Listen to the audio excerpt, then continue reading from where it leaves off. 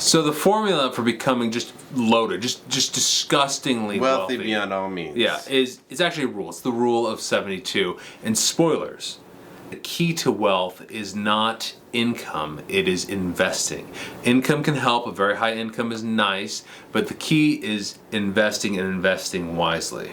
We have been investing for about 11 years. This is Andrew, I am Philip, and we have chosen real estate as our vehicle to get these high returns. We have about 600 real estate units now, and the key is to get a high return. And why is that? Because of the rule of 72. Because the rule of 72 is basically how many years will it take our principal investment to double? And it's a little bit deceptive. You think like, okay, you go from 2 to 3%, okay, it gets a little bit better, but actually it goes quite a bit faster. So the rule of 72 is just simply, I don't know if you get that. 72 divided by your interest rate equals T, which is basically the number of years it will take to double your investment. So if your return is just 1%, which nobody thinks is very good, but it's actually fairly common in a lot of ways to invest your money, it's going to take 72 years for it to double. Basically, if you go to 2, that halves. And so it's not like an incremental thing. It's double, literally. And then if 6% is what people consider,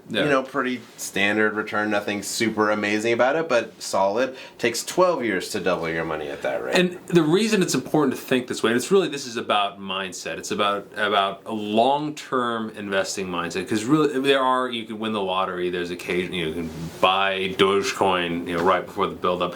But generally speaking, the way to build wealth is over the long term and slowly. It is not a matter of just boom, you're there. Well, so a lot of people try to get these crazy high returns of 1,000%, 1,200%, 10,000% or something like that, and that's almost never investing. That's almost always speculating, and that can work, but it's no guarantee. Yeah. Some people have made it work, but here's the thing: you got to remember Warren Buffett. He's kind of the king of actual investment and not speculation. He has a rule.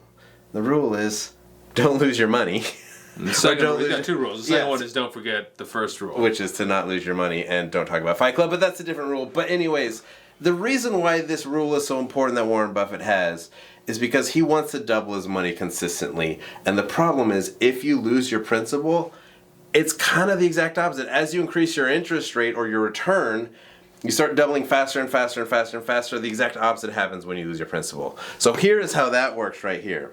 Basically, if you get a 10% loss, it's not a 10% gain you need to get on your investment to break even. You need to get to 11% to break even. So it's a little bit more, but then that keeps going more and more and more. Once you get down to 60%, you can see it's not a 60% return. You need to get 150% gain. So you always need to get more back for all of the principal you have lost, which makes speculating so hard over the long term. Yeah, it's something close to gambling. I think it's perfectly fine to do that kind of thing. We're not against buying some cryptocurrencies or commodities or whatever interesting speculations you're looking to get involved in, but you want to use a small percentage of your portfolio. I think Nassim Taleb is referred to as the barbell strategy. You take a small percentage in highly speculative assets, which is huge upside. Let your upside run, but yeah, if you lose a large portion of your principal on the wrong side of a Bitcoin roller coaster, it's very hard to catch up. And for the exact same reason,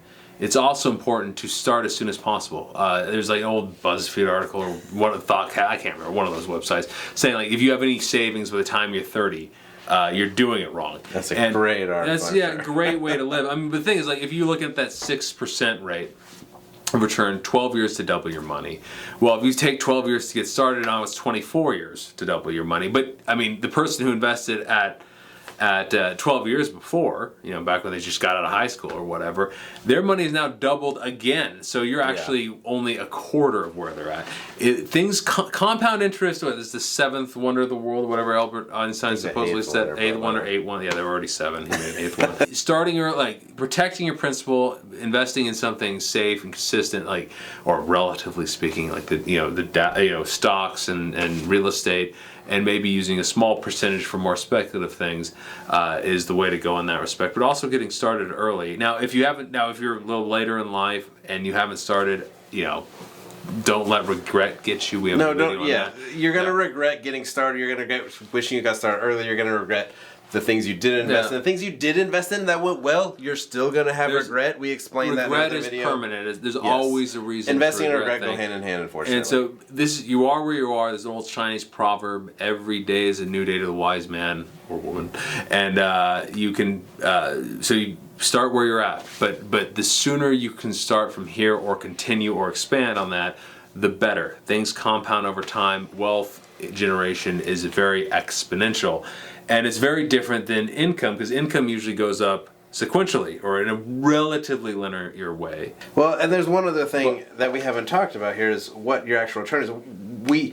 You got to get a high return on your investments, because 1%, 2%, it's just going to take so long. We don't live, 500 years to be able to make that really work.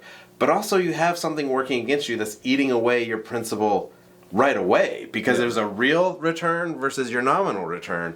Inflation is a real thing. We're feeling it now. It's been really big in the past. It's been small in the past too, but it still eats away at this number. I mean, even now, 6% return, nominally speaking, is basically negative with the amount of inflation that's going on, which is about 7% at the time of this video. And so you need to, that way, if you're standing still, you're going backwards. And so putting your money in a savings account, a CD, you are going backwards right now very fast. But even like getting raises are, you feel like you're getting richer, but you're really not. I mean, a lot of people getting a 5-6% raise, they're really just keeping pace. And then if you go off and spend that money in the way that like Nicolas Cage does, where you're buying an island or you're buying a castle, or you're buying like this skull of Elvis Presley or whatever he bought, all of that is just down the drain. Or like the average professional athlete after they retire, that huge amounts of income just down the toilet. So win a Super Bowl, drive off in a Hyundai. I mean that's a little bit of a different thing, but there's a trope of athletes being broke because income doesn't fix this problem. Yeah, so I mean, in terms of this, the key, I think, wrapping this whole concept up is wealth is built through investing. Investing, you need to save to do that. If you're small percentage returns are really not worth the time. 1% is forever. You need to think in terms of your real return, not just your nominal return. You need to take inflation into account. So settling for, a CD is getting me 1%, at least says something. No, it's not. And you also need to think income is not wealth. It's a way to wealth. But if you're just going to blow all of your money on things in the here and now, you could be one of those very people with very high dentist doctors who are living hand to mouth, month to month. And speculating isn't a real way to do it, because if you lose that principal, you need such high returns to catch back up. You can't really make it work over the course of history to get to that place where your money is consistently doubling. And also you need a vehicle that works really well. It's why we've chosen real estate, because we can get really solid returns through real estate. It's the vehicle that's worked really well for us to get those kind of returns that can build that wealth over time. And if you want to understand exactly what underlies this, even is getting enough to get something that is worth doubling.